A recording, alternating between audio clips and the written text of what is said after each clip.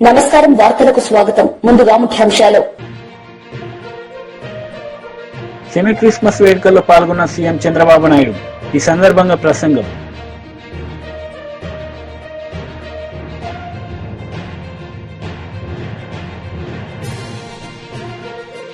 మాజీ మంత్రి Harish Rao press meet, పలు అంశాలపై వివరణ. సెమీ క్రిస్మస్ వేడుకల్లో సీఎం చంద్రబాబు నాయుడు పాల్గొన్నారు. ఈ సందర్భంగా ఆయన ప్రసంగించారు. గౌరవనీయులు Shri reverend Sajja Ratnakumar garu, Shri reverend U Joseph Ratnakar garu, reverend K Ravikumar గారు, రెవరెండ్ సిహెచ్ బుజ్జిబాబు గారు, రెవరెండ్ విజయ్ కుమార్ కొడాలి గారు, వేదికపై ఉన్నటువంటి గౌరవ పార్లమెంట్ సభ్యులు శివనాథ్ గారు, చీఫ్ సెక్రటరీ నీరబ్ కుమార్ ప్రసాద్ గారు, డీజీపీ ద్వారకా తిరుమలరావు గారు, విధాన మండలి చైర్పర్సన్ జకియా కానం గారు,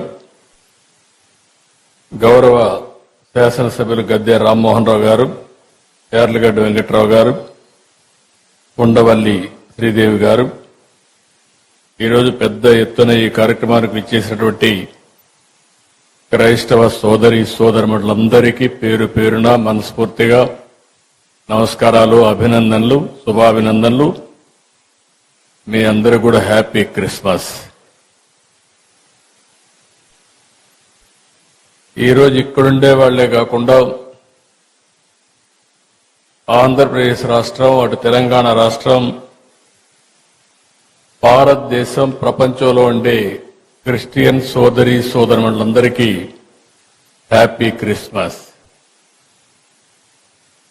యేసు ప్రభు జన్మించిన రోజు మనం క్రిస్మస్ జరుపుకుంటున్నాం. లోక రక్షకుడైన ప్రభు కరుణా కటాక్షాలు ఉండాలని ఆకాంక్షిస్తూ పెద్ద ఎత్తున ఈ కార్యక్రమాన్ని మనం నిర్వహించుకుంటున్నాం. ప్రేమ, కరుణ, సేవకు ప్రతీక క్రిస్టియానిటీ.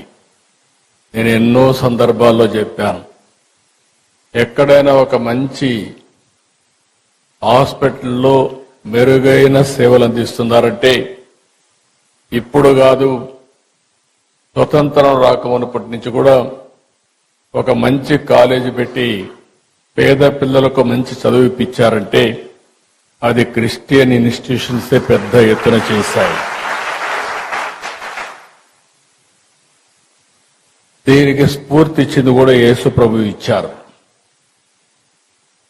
పశువుల పాకలో పుట్టి గొర్రెల కాపరిగా పెరిగి నిరాడంబర చాటుకున్న ప్రజారక్షకుడు యేసు. నమ్మిన వారి కోసం బలిదానానికి సైతం వెనుకాడని క్రీస్తు గొప్పతనం ప్రతి ఒక్కరు కూడా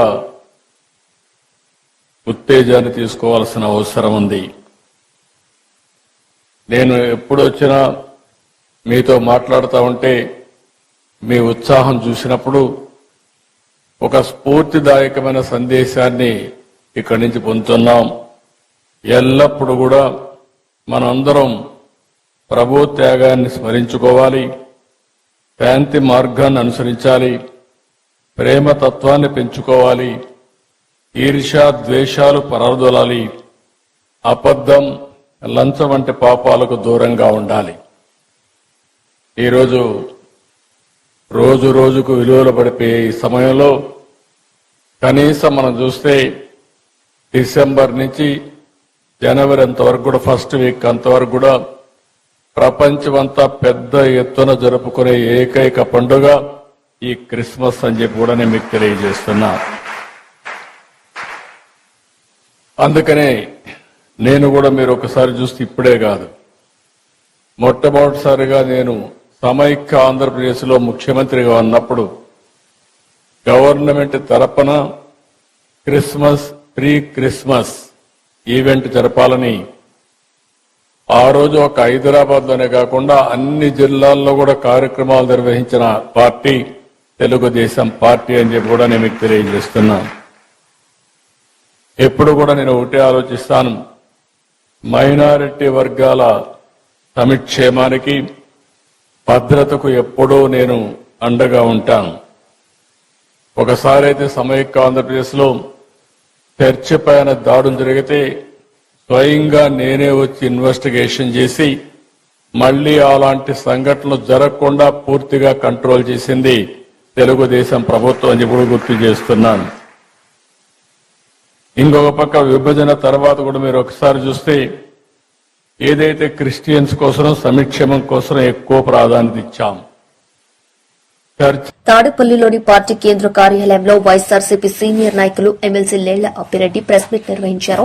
ఈ సందర్భంగా ఆయన మాట్లాడారు. ఆర్సీ కమిటీ నిర్ధారిస్తూ ఉంటుంది.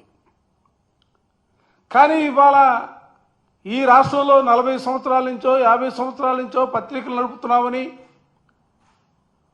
ఆ పత్రికలకు సంబంధించి ఇవాళ ఆ పత్రికల్లో రాస్తున్నటువంటి రోతరాతలు చూస్తూ ఉంటే ఇవాళ ముఖ్యమంత్రిగా ఉన్నటువంటి చంద్రబాబు నాయుడిని ఆకాశానికి ఎత్తే పరిస్థితులు, జగన్మోహన్ రెడ్డి గారు ఏదో భద్రతా పరంగా ప్రభుత్వ ధనాన్ని ఖర్చు పెట్టినట్టుగా చూపే భావాలతో ఇవాళ ఆ పత్రికలు చేస్తున్నటువంటి విషప రాతల్ని వైఎస్ఆర్ కాంగ్రెస్ పార్టీగా ఖండిస్తా ఉన్నాం. మీరు కూడా ఆలోచన జరుగుతా ఉన్నా, ఏ అంశాన్ని తీసుకున్నా కూడా అబద్ధాలకు రెక్కలు కట్టి అదేదో ప్రపంచమంతా కూడా తిరిగి రావాలనే భావంతో మీరు చేస్తున్నటువంటి పోకళ్ళు కూడా ప్రజాస్వామ్యంలో మంచిది కాదన్న అభిప్రాయాన్ని కూడా చాలా స్పష్టంగా సూటిగా ఎల్లో మీడియాకి నేను చెప్పదలుచుకున్నా. జగన్మోహన్ రెడ్డి గారు ముఖ్యమంత్రిగా ఆయన కొనసాగిన కాలంలో సంవత్సరానికి 90 కోట్ల రూపాయలు 980 మంది భద్రతకు సంబంధించినటువంటి అధికారులు పోలీసులు వినియోగించున్నట్లుగా ఈరోజు కూడా మీడియాలో వచ్చినటువంటి పరిస్థితులు. నేను ఇందాక చెప్పా, అసలు ముఖ్యమంత్రికి సంబంధించి ఏ విధమైనటువంటి భద్రత ఉండాలనేది ముఖ్యమంత్రి గారు నిర్ణయించుకోరు. దయచేసి గమనించమని కోరుతా ఉన్నా, ముఖ్యమంత్రి గారికి సంబంధించినటువంటి భద్రతని రాష్ట్ర పోలీసు విభాగం, ఇంటెలిజెన్స్ విభాగం ఒక కమిటీగా ఎస్ఆర్సీ కమిటీగా ఉండి ఆ కమిటీ ద్వారా ప్రజాబలం కలిగినటువంటి నాయకులు ప్రజల్లోకి వెళ్లే పరిస్థితుల్లో వాళ్ళకి ఏ విధమైనటువంటి భద్రత కల్పించాలనే ఆలోచనలే కాబట్టి సిఫార్సు చేస్తే వ్యవస్థలు భద్రతని సమకూరుస్తూ ఉంటారు. కానీ ఏమీ లేవు. చంద్రబాబు నాయుడిని గొప్పవాడుగా, చంద్రబాబుని నిరాడంబరుడుగా, చంద్రబాబు అసలు భద్రతే వాడుకోని విధంగా కేవలం 121 మంది భద్రతా సిబ్బంది ఆయనకు ఉన్నట్టుగా ఇవాళ కథనాలతో ప్రజల్ని మభ్యపెట్టడానికి చేస్తున్నటువంటి ప్రయత్నాలు. ఇవాళ వాస్తవానికి వెళితే ఇవాళ ఆ రోజున జగన్మోహన్ రెడ్డి గారికి ఉన్నటువంటి సెక్యూరిటీ మనం కూడా ఆలోచిద్దాం. ఇది ఏదో వైఎస్ఆర్ కాంగ్రెస్ పార్టీగా నేను మాట్లాడుతున్నటువంటి మాటలు కాదు. 5 సంవత్సరాల పాటు ఈ రాష్ట్రంలో ఎస్ఆర్సీ కమిటీ చేసినటువంటి సిఫార్సుల మేరకు జగన్మోహన్ రెడ్డి గారికి భద్రత కల్పించినటువంటి అంశాలు ఇవన్నీ కూడా ప్రభుత్వం దగ్గర రికార్డ్స్ ఉంటాయి. నేను చెబుతానో మరోడు చెబుతానో ఆ అంకెలు తారుమారు కావు. వాళ్ళ అధికారంలో ఉన్నటువంటి కూటమి ప్రభుత్వ నేతలకు కూడా చెప్తా ఉన్నా, మీరు వెరిఫై చేసుకోండి. 5 సంవత్సరాల కాలంలో ఆయన రెగ్యులర్గా ఆయన సెక్యూరిటీ సంబంధించి కృష్ణా జిల్లా గుడవరు గ్రామంలో అభివృద్ది పనులను పవన్ కళ్యాణ్ పరిశీలించారు. ఈ సందర్భంగా ఆయన మాట్లాడారు.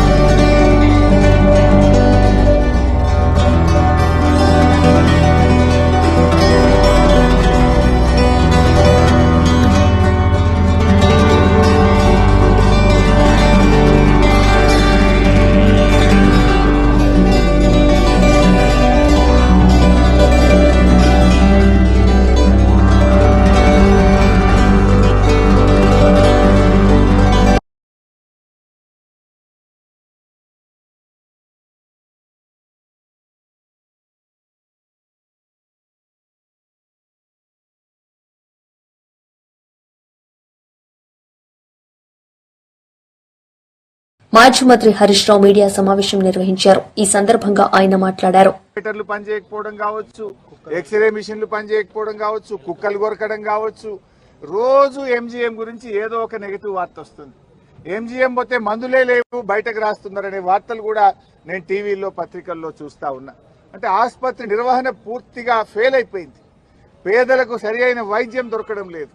ఉన్న ఎంజీఎంను పట్టించుకోవడం లేదు. దాదాపు 84% పూర్తయినటువంటి ఆసుపత్రిని పడావు పెట్టి దాన్ని పూర్తి చేయకుండా తీవ్రమైనటువంటి నిర్లక్ష్యం చేస్తా ఉన్నారు. ఆ రోజు ఈ 24 ఫ్లోర్స్ తోని ఇంత గొప్ప టవరు వరంగల్ నగరానికే ఒక ఐకానిక్ గా ముఖ్యమంత్రి గారు కేసీఆర్ గారు రూపకల్పన చేశారు. G+23 ఫ్లోర్స్ ఆ రోజు మేము అనుకున్నది ఏంటంటే అప్ టు 60 మీటర్స్ అంటే 14 ఫ్లోర్లు, 14 ఫ్లోర్ వరకు హాస్పిటల్ ఉంటుంది.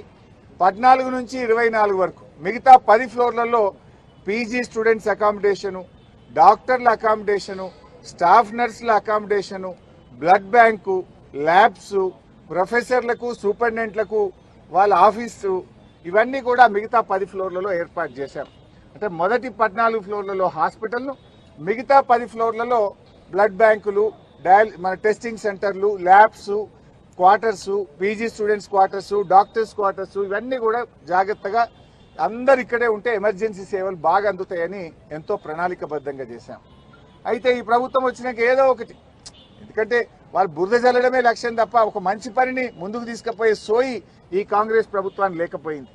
వాళ్ళు ఏమంటారు, 24 అంతస్తుల హాస్పిటల్ ఉంటుందా అని కొత్త కథ పెట్టారు.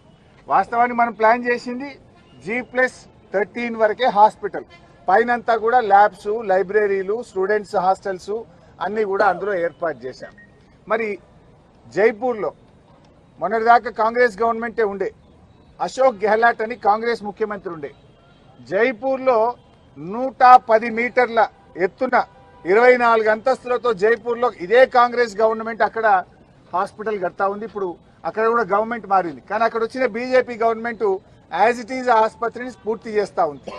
మన హాస్పిటల్ హైట్ ఏమో 91 మీటర్లు, ఇది 91 మీటర్స్.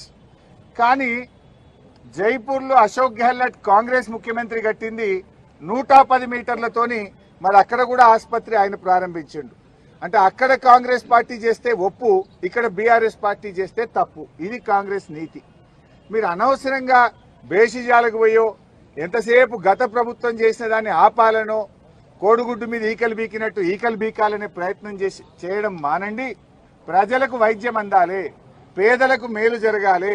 2000 పడకల సూపర్ స్పెషాలిటీ ఆసుపత్రి వరంగల్లో వస్తే ఎంతో మంది పేద ప్రజలకు ఉచితంగా గుండె శస్త్రచికిత్సలు, కిడ్నీ శస్త్రచికిత్సలు, లివర్ మార్పిడీలు కావచ్చు, అన్ని రకాల వైద్యం, ముఖ్యంగా క్యాన్సర్ బారిన చాలా మంది ఇబ్బంది పడి వేల లక్షల రూపాయల అప్పుల పాలైతా ఉన్నారు.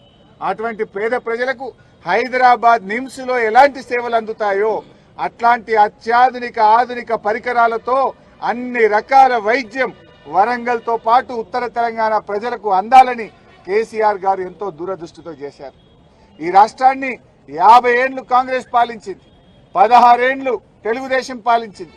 66 ఏళ్లలో ఏ ప్రభుత్వం కూడా ఆలోచించని విధంగా కేసీఆర్ గారు వరంగల్లో ఇంత గొప్ప ఆసుపత్రిని ఇక్కడ తెచ్చే ప్రయత్నం చేశారు.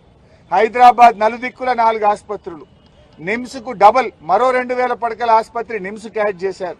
వరంగల్లో 2000 పడకల ఆసుపత్రి చేశారు. మేము అయితదేమో ఎందుకు తొందరపడి విమర్శించాలని ఒక ఏడాది ఓపిక పట్టినాం. మిత్రులారా, మీరు పాత విజువల్స్ తీయండి. అక్టోబర్ 2023లో నేను ఈ హాస్పిటల్కి వచ్చినప్పుడు హాస్పిటల్లో ఏ పరిస్థితి ఉందో, ఏడాది తర్వాత మళ్ళొస్తే కూడా ఎక్కడేసిన గొంగలు అక్కడ అనే చందంగా ఈరోజు హాస్పిటల్ ఉంది. అంటే ఈ ప్రభుత్వం ఎంత పేదల వైద్యం పట్ల ఎంత నిర్లక్ష్యంగా వ్యవహరిస్తా ఉందో ఈరోజు మనందరికీ కూడా అర్థమవుతా ఉంది. ఈ సందర్భంగా రేవంత్ రెడ్డి గారిని, ఈ ప్రభుత్వాన్ని మేము డిమాండ్ చేస్తున్నాం. వెంటనే యుద్ధ ప్రాతిపదికన ఈ ఆసుపత్రిని పూర్తి చేయాలని, పేదలకు అందుబాటులోకి తేవాలని బీఆర్ఎస్ పార్టీ డిమాండ్ చేస్తుంది. లేదంటే రాబోయే రోజుల్లో ఇక్కడ మా బీఆర్ఎస్ పార్టీ ఆధ్వర్యంలో నిరవధిక దీక్షలు, ధర్నాలు చేపట్టవలసి వస్తుందని కూడా హెచ్చరిస్తా ఉన్నాం. పేదల విషయంలో పార్టీలు కాదు కావాల్సింది, హృదయం కావాలి, మనసు కావాలి. పేదలకు సేవ చేయడానికి ఒక పార్టీ ఇంకో పార్టీతో పోటీ పడాలి తప్ప ఇంత మంచి దవాఖాన కేసీఆర్ కట్టిండు, కేసీఆర్ గారికి ఏడ పేరు వస్తుందో అని దవాఖాన నాపుడు తెలివి తక్కువ పని, దద్దమ్మలు చేసే పని. తెలివికల్లోళ్ళు అయితే ఈ ఆసుపత్రిని పూర్తి చేసి ఇంకా ఇట్లాంటి ఇంకో 2 బీజేపీ లీడర్ మీడియా సమావేశం నిర్వహించారు. ఈ సందర్భంగా ఆయన మాట్లాడారు. దానికి సంబంధించి భారతీయ జనతా పార్టీ రాష్ట్ర శాఖ 25వ తారీఖు నుంచి వివిధ కార్యక్రమాలని చేయబోతా ఉంది. వాటికి సంబంధించినటువంటి విషయంలో మొట్టమొదట 24వ తారీఖు రోజు రాష్ట్ర భారతీయ జనతా పార్టీ ఆఫీస్లో 1 గంటకు వారి జీవిత చరిత్రకు సంబంధించినటువంటి మొత్తం విషయాలతోటి ఫోటో ఎగ్జిబిషన్ ఇనాగ్రేషన్ ఉంటుంది. దానికి కేంద్ర మంత్రివర్యులు గౌరవనీయులు కిషన్ రెడ్డి గారు, అదే రకంగా సుధాంశు త్రివేది గారు ఇనాగ్రేషన్ చేయడం జరుగుతుంది. 25వ తారీఖు రోజు వివిధ రకాలైనటువంటి ఆయన 100వ జయంతి వేడుకలు కాబట్టి 25వ తారీఖు రోజు రాష్ట్ర వ్యాప్తంగా అన్ని పోలింగ్ బూతులలో ఆయన చిత్రపటం ఆవిష్కరించి శ్రద్ధాంజలి కార్యక్రమాన్ని ఏర్పాటు చేయాలని చెప్పేసి రాష్ట్ర పార్టీ నిర్ణయం చేసింది పోలింగ్ బూత్ స్థాయిలో. అదే రకంగా అన్ని మండల కేంద్రాల్లో కూడా శోభయాత్ర వారి యొక్క ఊరేగింపు, వారి యొక్క చిత్రపటంతో ఊరేగింపు చేసి ఒక కూడలి వద్ద మీటింగ్ని ఏర్పాటు చేయాలనేటువంటిది మరొక కార్యక్రమం. మూడవది అన్ని జిల్లా కేంద్రాలలో కూడా ఫోటో ఎగ్జిబిషన్ని ఏర్పాటు చేయడం, అన్ని జిల్లా కేంద్రాల్లో వారికి సంబంధించినటువంటి కవితలను, కవితా సంపుటిని, వారి దేశానికి చేసినటువంటి సేవలని కొనియాడుతూ ఒక మీటింగ్ను కూడా ఏర్పాటు చేయాలని చెప్పేసి జిల్లా కేంద్రాలలో నిర్ణయం చేయడం జరిగింది. వీటితో పాటుగా మండల కేంద్రాల్లో, జిల్లా కేంద్రాల్లో ప్రతి జిల్లా కేంద్రంలో బ్లడ్ డొనేషన్ క్యాంపు ఖచ్చితంగా యువమోర్చా ఆధ్వర్యంలో చేయాలనేటువంటిది నిర్ణయం చేసినాం. దీంతో పాటుగా మండలాలలో వివిధ రకాలైనటువంటి సేవా కార్యక్రమాలు, స్వచ్ఛ భారత్ కార్యక్రమం, దీంతో పాటుగా హాస్పిటల్స్లో పేద రోగులకు పండ్లు పంచడం,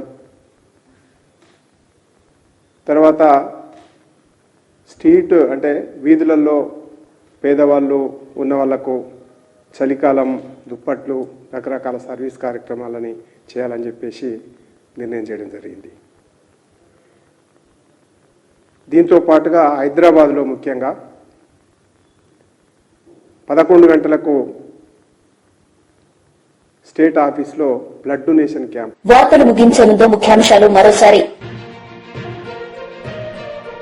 సెమీ క్రిస్మస్ వేడుకల్లో పాల్గొన్న సీఎం చంద్రబాబు నాయుడు. ఈ సందర్భంగా ప్రసంగం.